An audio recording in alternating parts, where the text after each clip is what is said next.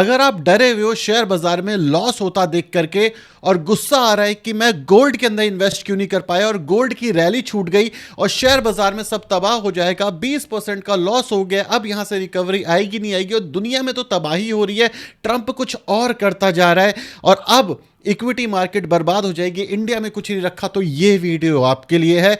ये सारी की सारी जो टेंशन्स हैं आपकी, इस वीडियो के अंदर मैं प्रूफ कर दूंगा कि ये सारी की सारी गलत है और इसके लिए हम हिस्ट्री का सहारा लेंगे। लेकिन इन सबसे पहले भगवान श्री कृष्ण ने गीता में कहा था कि अगर तुम लड़ नहीं सकते जो चीज तुम्हें चाहिए उसके लिए, तो तुम रो भी मत जो चीज तुम खोने वाले हो। ये सारी की सारी चीजें हिस्ट्री से जुड़ी हुई है, चाहे वो टाइम था या फिर ये टाइम था, इसीलिए कहते हैं कि हिस्ट्री रिपीट इटसेल्फ। सो मेरा नाम है अभिषेक उपाध्याय, आप देख रहे हो कॉफी थिंकर्स। शुरू करते हैं वीडियो। सबसे पहले शुरू करते हैं नेगेटिव चीजों से, तब आप पॉजिटिविटी को समझ पाओगे। ईरान और यूएस की जो लड़ाई है वो ऑलमोस्ट होने वाली है और इसको लेकर के जो टेंशन्स हैं ये पूरी दुनिया में बढ़ चुकी है। इसी के साथ साथ जो इंडिया है उसने अपोज करा यूएस को कि जिस हिसाब से वो इस पे ईरान के अंदर इंटरवेंशन कर रहा है, क्या वो सही है? इंडिया ने बोला नहीं, ये सही नहीं है, उनके देश की चीजें वो अपने हिसाब से देख सकते हैं। और दुनिया आज की डेट में वर्ल्ड वॉर 2 के बाद इसी तरीके से चलती है, अपने देश की समस्याएं देश में ही खत्म करो और ये चीज नॉर्मल है। अगर इंडिया के अंदर भी बाहर की पावर इन्वॉल्व होंगी तो शायद हमें भी पसंद नहीं आएगा। तो इसी वजह से जो आने वाला टाइम है ये वोलैटिलिटी लेकर के आएगा।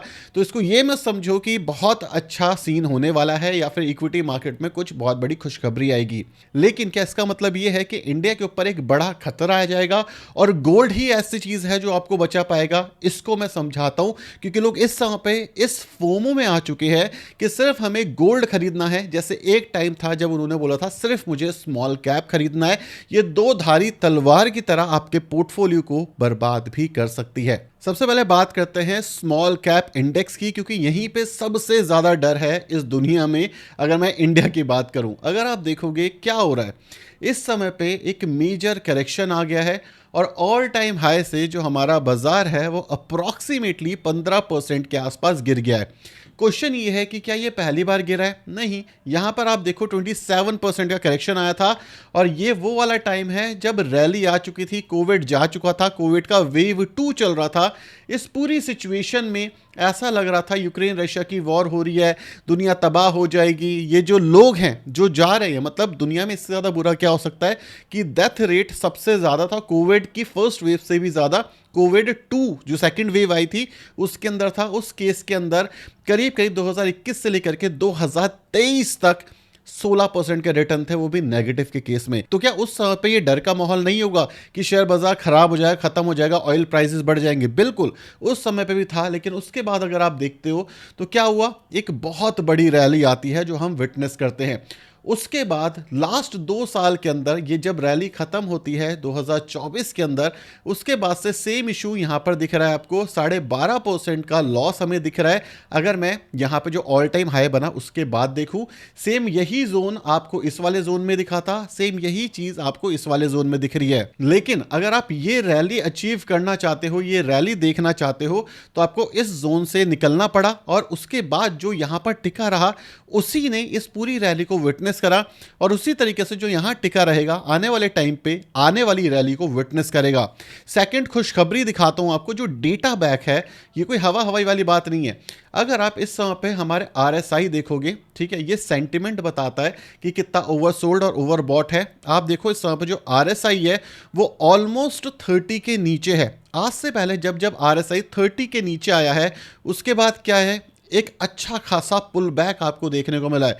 मतलब अगर आप एक स्विंग ट्रेडर हो, स्विंग के अंदर इन्वेस्ट करना चाहते हो, तो ये ऑलरेडी ओवरसोल्ड जोन के अंदर जा चुका है हमारा इंडेक्स। जब भी ये ओवरसोल्ड जोन में गया है, आप देखो यहाँ पे क्या हुआ, आपको डेटा के साथ ही दिखा रहा हूँ। यहाँ पर ये ओवरसोल्ड जोन में गया, मतलब इस वाले जोन में, ठीक है। और जब इस वाले जोन को आप बड़ा करोगे तो आपको साफ पता चल जाएगा।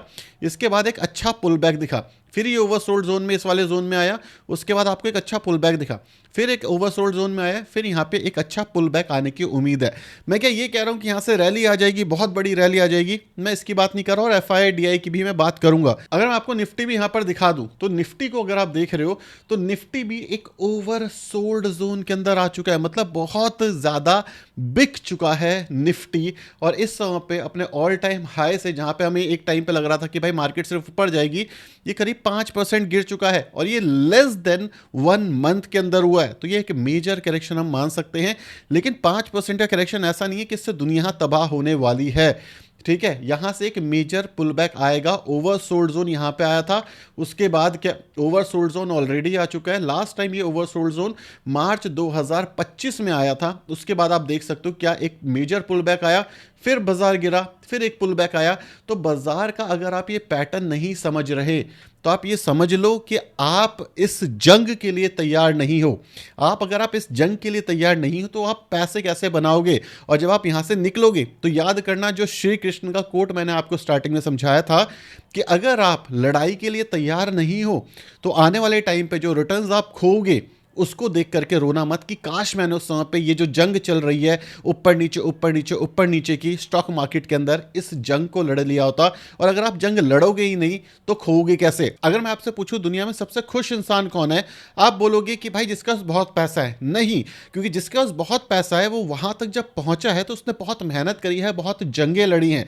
सबसे खुश इंसान वो है जिसको कुछ मतलब ही नहीं है, जिसको कुछ पता ही नहीं है। वो खुश है कि भाई मेरी दुनिया जो है ना वो बहुत अच्छे से काम कर रही है, क्योंकि ना उसने कोई पैसा लगाया है, ना उसको अपनी जिंदगी में कभी ग्रोथ देखनी है। अगर आप जिंदगी में कुछ करना चाहते हो तो आपकी पर्सनल लाइफ में भी जंग होगी, स्टॉक मार्केट भी उसी तरीके से है, वो एक जंग से जा रही है। सेकेंड इंपॉर्टेंट चीज ग्रीड। अगर आप इस समय पे गोल्ड को देखोगे तो गोल्ड में क्या हो रहा है, गोल्ड आप देख सकते हो जैसे मैंने आपको निफ्टी में दिखाया, सेम चीज यहां हो रही है। एक बड़ी रैली आ चुकी है, मतलब एक बड़ी रैली आ चुकी है। इस समय पे आप किसी से भी पूछ लो ना, अगर आप एक रिक्शे वाले से भी पूछोगे या कोई भी इंसान, लाइक रिक्शे वाले भी काफी नॉलेजेबल होते हैं, मैं उनको डिग्रेड नहीं कर रहा, मतलब कोई भी एक नॉर्मल इंसान, तो वो ये बोल देगा आज के डेट में सोना खरीद लो, सिल्वर खरीद लो, वो ऊपर चला जाएगा। ये कहना बहुत आसान है, लेकिन अगेन अगर मैं टेक्निकल एनालिसिस के साथ देखूं तो आप देखो जब जब ये इस वाले जोन में आया है, ओवर बॉट जोन में, जो रीसेंट रैली के बाद ऑलरेडी आ चुका है, उसके बाद आप देख सकते हो एक पुल बैक हमेशा आया है। यहां पर भी वो पुल बैक आया है, यहां पर भी वो पुल बैक आया है, और यहां पर भी ओवरसोल्ड चला गया है। आपको एक मेजर पुल बैक आता हुआ दिख जाएगा। तो अगर आप आरएसआई को पूरी तरीके से अवॉइड कर रहे हो कि भाई इससे कोई फर्क नहीं पड़ता, या कोई चीज ऊपर जा रही है तो ऊपर ही चली जाएगी, या कोई चीज नीचे आ रही है तो वो धरती के अंदर घुस जाएगी, दुनिया ऐसे काम नहीं करती। कहते हैं ना बुरा टाइम खत्म होता है, अच्छा टाइम आता है, अच्छा टाइम खत्म होता है, बुरा टाइम आता है। एक ही सिक्के के दो पहलू हैं। स्टॉक मार्केट भी वैसी ही है, चाहे गोल्ड हो, चाहे स्टॉक मार्केट हो, चाहे कोई भी चीज़ हो। अगर आप इन्वेस्टिंग की बात कर रहे हो, कोई चीज़ सीधे ऊपर नहीं जाती और कोई चीज़ सीधे नीचे नहीं आती। तो अगर आप ये सोचो कि भाई मैं गोल्ड में इन्वेस्ट कर देता हूँ, गोल्ड ना एक ऐसी चीज़ है जो आपको बचा लेगी, नहीं। आप हमेशा ब्लैक एंड वाइट में नहीं सोच सकते, हमेशा ग्रे एरिया होता है। ग्रे एरिया का मतलब है कि अगर मेरे पास मान लो 10 रुपए हैं, ठीक है, 10 रुपए हैं, या तो मैं स्मॉल कैप में लगा दूंगा। मैं उनकी बात कर रहा हूं जो 2023 के बाद कह रहे थे कि ऊपर ही जाएगा, हमेशा ऊपर जाएगा, रुकेगा ही नहीं। Small cap retail investor king है। जो उस सिचुएशन में फंस गए थे उन्होंने दबा करके पैसा खोया है, और आज हर इंसान लॉस करके निकल रहा है उन्हीं में से, क्योंकि वो ये ग्रे एरिया भूल गए थे। आज की डेट में जो कह रहा है कि भाई सिर्फ सोना भाग रहा है, ये भी ये ग्रे एरिया भूल रहे हो। जिस दिन सोना गिरेगा उस दिन आपका पैसा उस दिन भी मर जाएगा, क्योंकि जो ग्रे एरिया है वो क्या है भाई, कोई भी एक चीज बेस्ट नहीं होती। हर एक चीज का थोड़ा थोड़ा सा अंश रखो अपने पोर्टफोलियो में। मतलब यहां पे हमारे पास स्टॉक आ गए, यहाँ पे हमारे पास म्यूचुअल फंड आ गए, यहाँ पे हमारे पास डेट आ गया, यहाँ पे हमारे पास थोड़ा सा एफडी भी आ गया इमरजेंसी फंड के लिए, यहाँ पे हमारे पास थोड़ा गोल्ड और सिल्वर भी आ गया। क्यों? अरे भाई आपको सारा का सारा पैसा एक एसेट क्लास में क्यों डालना है? आप ये समझो साइकिल होती है, आज गोल्ड की साइकिल चल रही है, कमोडिटीज की साइकिल चल रही है। मैं कह रहा हूं ये इससे डबल भी हो जाए, हाइपोथेटिकल एग्जांपल, डबल भी हो जाए तो भी आपको ये हमेशा याद रखना है कि गिर गया तो क्या करेंगे। तो कभी भी ऑल इन गोल्ड में नहीं जाना, कभी भी ऑल इन सिल्वर में नहीं जाना। आपको हमेशा अपने पोर्टफोलियो को डाइवर्सिफाई करना है। हर बार मैं कहता हूं कि history repeat itself. Small cap में लोगों ने यही किया था कि भाई मैं पूरा ऑल इन चला जाऊंगा, और उस समय पर भी जब मैंने वीडियो बनाई थी कि भाई स्मॉल कैप के अंदर रिस्क है, सितंबर 2024 आज तक स्मॉल कैप वाली वीडियो पे मेरे कमेंट आते हैं कि तुमने तो बेच दिया था। और हाँ, वो यही रीजन था बेचने का, क्योंकि जब इतनी बड़ी रैली आती है तो एक करेक्शन आता है, और उस करेक्शन में वापस जब हम इन्वेस्ट करते हैं तो आपको एक्चुअली बेनिफिट देखने को मिलता है। अगर आप ये नहीं समझ रहे हो, इतनी बेसिक सी चीज अगर आप नहीं समझ रहे हो शेयर बाजार में या इन्वेस्टिंग में, तो आप पैसे नहीं बना पाओगे इन्वेस्टिंग से। इन्वेस्टिंग कोई जादू की छड़ी नहीं है, जो चीज चल रही है वो चलती चली जाएगी। क्योंकि अगर इतना ही आसान होता तो आप ये मानो दुनिया में हर इंसान जॉब छोड़ करके सिर्फ इन्वेस्टिंग कर रहा होता। इन्वेस्टिंग एक लॉन्ग टर्म का गेम है। 2008 में जब क्राइसिस आया था तो लोगों को लग रहा था भाई दुनिया खत्म हो जाएगी, लेकिन उस टाइम पे जो अच्छे स्टॉक्स अच्छे म्यूचुअल फंड में लगा हुआ था वो निकल गया। जब ग्रेट डिप्रेशन आया था लोगों को लगा था दुनिया तबाह हो जाएगी, जो अच्छे स्टॉक अच्छे म्यूचुअल फंड में टिका हुआ था वो बन गया था। जिसने गोल्ड खरीदा था वो आज की डेट में बन गया। तो अगर आपकी कमोडिटी अच्छी है, सस्ते प्राइस पे खरीद रहे हो, तो आप एंड ऑफ द डे पैसे बना लोगे। लेकिन अगर आपकी कमोडिटी अच्छी नहीं है, आपका स्टॉक अच्छा नहीं है, आपने जो गोल्ड खरीदा है वो किसी भी भाव पे खरीद लिया है, तो आप पैसा लूज ही करोगे। तो आपको हमेशा ये चीज याद रखनी पड़ेगी कि जब कोई ओवर सोल्ड ओवर बॉट आ गया है, मतलब क्या है, एक रिवर्सल के चांसेस हैं। आज की डेट में 20% का लॉस आप नहीं हैंडल कर पा रहे, तो आप 80% के गेन कैसे हैंडल करोगे? आप इस समय पे मार्केट को प्राइस दे रहे हो जो आगे चल करके आपको बेनिफिट मिलेंगे। तो अगर आप 15, 20, 25, 30, 50% के लॉस नहीं झेल सकते, तो आप 50, 100, 150, 200% के गेन्स कैसे झेलोगे? ये वो प्रैक्टिस है जो स्टॉक मार्केट आपसे करवा रही है, ताकि जो गेन्स हैं वो आपके लिए रिलायबल हो और लॉन्ग टर्म में पैसे बना पाओ। एग्जांपल एक और दे देता हूं मैं आपको। अगर आप इस समय पे देखोगे गोल्ड, ऐसा थोड़ा ना गोल्ड हमेशा से चलता रहा। जब मार्च 2025 से लेकर के अगस्त 2025 तक गोल्ड सिर्फ कंसोलिडेट करता रहा, तब किसी ने सोचा होगा कि भाई गोल्ड इतना बढ़ जाएगा? नहीं। जब कोई उस समय पे गोल्ड में इन्वेस्ट कर रहा होगा तो वो इंसान है जो आज एक्चुअली पैसा बना रहा है।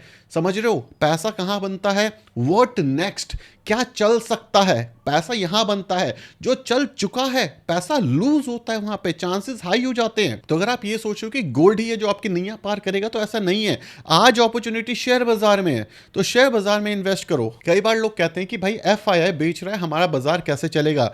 जब मार्केट में रैली 2021, 22, 23 में आई थी, क्या उस समय पे एफआईआई नहीं बेच रहे थे? एफआईआई तो तब भी बेच रहे थे ना, डीआई उस समय पे भी खरीद रहे थे। एक टाइम लिमिट होती है। आप ये समझो ये बड़ा गेम है। आप मैं हम लोग बहुत छोटे इस गेम के अंदर। इन्हें जब समझ आएगा बड़े प्लेयर्स को कि अब रिटेल इन्वेस्टर के हाथ से जो इक्विटी है वो उन्होंने छीन ली है, इसी बाजार को ऊपर खींच के ले जाएंगे। समझ रहे हो? चाहे आपके पास गोल्ड है, चाहे आपके पास इक्विटी है, चाहे आपके पास सिल्वर है, जब वो तबाही के कगार पे हो, एकदम गिर गया हो, लोगों की होप खत्म हो गई हो, तब आप वहां इन्वेस्ट करते हो, तब आप ये गेन्स को डिजर्व करते हो। अगर आप तब इन्वेस्ट ही नहीं कर रहे, जब दुनिया पागल हो गई है, दुनिया तबाह हो गई है, दुनिया कह रही कि अब कुछ नहीं हो सकता, 20% के लॉस में लोग बैठ करके रो रहे हैं, तब आप कह रहे हो कि भाई मैं भी रो रहा हूं, मैं निकल जा रहा हूं, उस केस में आप क्या करोगे? उस केस में भी आप उतने ही एवरेज रिटर्न्स ले पाओगे जितने एवरेज रिटर्न हर कोई लेकर के बैठा हुआ है। तो अगर आप एक वेल्थ बनाना चाहते हो, जिंदगी में चाहते हो कि आप कुछ अचीव कर पाओ लाइफ के अंदर, चाहे ये पुराने जमाना था चाहे ये आज का जमाना है, पेशेंस इज द की। एक और एग्जांपल देता हूं जो मुझे काफी ज्यादा पसंद है कि कभी आपको पता है भगवान कृष्ण ने अर्जुन को क्यों चूज किया था? क्योंकि अर्जुन के पास डिसिप्लिन था। अर्जुन अपने धर्म को जानता था। और एज अ इन्वेस्टर हमारा डिसिप्लिन और हमारा धर्म क्या है? हमारा डिसिप्लिन है कि हम अपनी इन्वेस्टिंग करते रहे, और हमारा धर्म है कि अपने पैसे को प्रोटेक्ट भी करें। मतलब एक ऐसा पोर्टफोलियो बनाए जिससे हम ओवरऑल डाइवर्सिफाई रहें और धर्म भी निभाए, मतलब हर टाइम इन्वेस्ट करते रहें, क्योंकि यही इन्वेस्टिंग है जो लॉन्ग टर्म में आपके लिए रिजल्ट्स बनाएगी। अर्जुन एक दिन में अर्जुन नहीं बना था, तो आप भी एक दिन में कुछ नहीं बन पाओगे। वॉरेन बफे को भी 20, 30, 40, 50 साल लगे थे वॉरेन बफे बनने में, राइट? तो ओवरनाइट कुछ नहीं होता। 15-20% के लॉस से, 15-20% के गेन से अगर आप परेशान हो जाओगे, तो मेरे भाई हर दिन ट्रंप आएगा, कुछ ना कुछ नया बोलेगा। लेकिन ये याद रखना कि अगर आप ये सोच रहे हो कि आपका देश, हाइपोथेटिकल एग्जांपल दे रहा हूं, आपका देश ग्रो नहीं कर रहा, चाइना जापान बन गया जहां ग्रोथ ही खत्म हो गई, तो उस केस में भी पैसा बनेगा नहीं। इसलिए कहता हूं ना, आंखें खोलनी है, आंखें खोल करके इन्वेस्ट करनी है कि भाई क्या चीज सही दिख रही है, क्या चीज गलत दिख रही है, क्या क्या प्रॉब्लम है। किसी भी पागलपन में मत आओ, एक तरफ से मत सोचो घोड़े नहीं है हम कि यहां पे लग गया हमें सीधे ही भागना है। हमारे पास दिमाग भगवान ने इसलिए दिया है ताकि हम समझे क्या चीज़ महंगी है, क्या चीज़ सस्ती है, कब इन्वेस्ट करना है, कब इन्वेस्ट नहीं करना है, कहाँ इन्वेस्ट करना है, कहाँ इन्वेस्ट नहीं करना। कोई चीज़ बढ़ रही है तो क्यों बढ़ रही है, कोई चीज़ गिर रही है तो क्यों गिर रही है। ये ऐसे ही है, दुनिया ऐसे ही है। अगर आप एक जॉब में लगे हुए हो तो उस जॉब के अंदर हर दिन कोई नया स्ट्रगल आता है, तो हर दिन उसको टैकल करने का एक नया वे है। इसी तरीके से शेयर बाजार है। इसी तरीके से आपकी इन्वेस्टिंग है, पहले एफडी पॉपुलर थी, फिर एसआईपी पॉपुलर हुई, फिर इंडिया पॉपुलर हुआ, अब गोल्ड पॉपुलर हो रहा है, आने वाले टाइम पे हो सकता है कोई दूसरा नेशन पॉपुलर होगा। तो हम अपने ओवरऑल पोर्टफोलियो को, अपनी इन्वेस्टिंग स्ट्रेटेजी को एडजस्ट करते हैं। Adjustment is the key. अगर आप सोचोगे सिर्फ एक ही तरीके से चीज़ें होती हैं, एक तरीके से चीज़ें कभी होती ही नहीं है। क्योंकि अगर इतना ही आसान होता ना, तो इंडिया में जो 140 करोड़ की जनता है, 80 करोड़ लोग बेवकूफ़ नहीं है जो राशन की लाइन में लगे हैं। बस वो ये समझ नहीं पा रहे कि माइंडसेट चेंज हो चुका है। वो टॉप 1% ऊपर से इसलिए बैठे हैं क्योंकि वो टाइम के साथ एडजस्ट करते हैं। अगर आप अदानी अंबानी को देखोगे, वो मोदी जी के साथ भी अलायंस रखते हैं, वो राहुल गांधी के साथ भी अलायंस रखते हैं, लेकिन जो पावरफुल है उसमें ज़्यादा पैसा दिया जाता है उसको, जो कम पावरफुल है उसे कम पैसा दिया जाता है। लेकिन ऐसा नहीं है कि राहुल अगर सत्ता में आ गया तो वो उसे छोड़ देंगे कि नहीं तू तो पप्पू है, नहीं, वो उसको भी पैसा देंगे। फिर मोदी जी पीछे आ जाएंगे, फिर मोदी जी फिर पावर में आ जाएंगे तो उनको पैसा देंगे। इसको कहते हैं डायनेमिक होना। तो एज अ इन्वेस्टर आपको भी डायनेमिक होना पड़ेगा। ये हिस्ट्री हमें बताती है, जो इंसान डायनेमिक रहा है वो actually end of the day stand out करता है। जो इंसान डायनेमिक नहीं रहा है वो इंसान स्टैंड आउट नहीं करता। और इसका एक और बेस्ट एग्जांपल और ईजीएस्ट एग्जांपल देता हूँ। जब आप मैथ की प्रॉब्लम सॉल्व करते हो तो क्या रट्टू तोता के साथ आप मैथ की प्रॉब्लम सॉल्व कर सकते हो? नहीं कर सकते ना, क्योंकि मैथ में लॉजिक काम आता है। अगर आपके लॉजिक क्लियर हैं तो सेम प्रॉब्लम में अगर नंबर चेंज भी कर दिया जाए तो लॉजिक तो सेम ही रहता है ना। तो उसको कहते हैं प्रॉब्लम सॉल्विंग स्किल, जो इंडिया में लोगों के पास है ही नहीं। क्योंकि इंडिया में लोग शॉर्ट्स देखने में बिजी हैं, लंबी वीडियो देखने में कोई बिजी ही नहीं है, किसी को समझना ही नहीं है। और अगर आप सिर्फ थोड़ा सा समझ सकते हो तो दुनिया में आप टॉप 1% में आने की पूरे उम्मीदवार हो सकते हो। और दुनिया में टॉप 1% आना, टू बी फ्रैंक, 2026 में इतना बड़ा काम भी नहीं है। Thank you.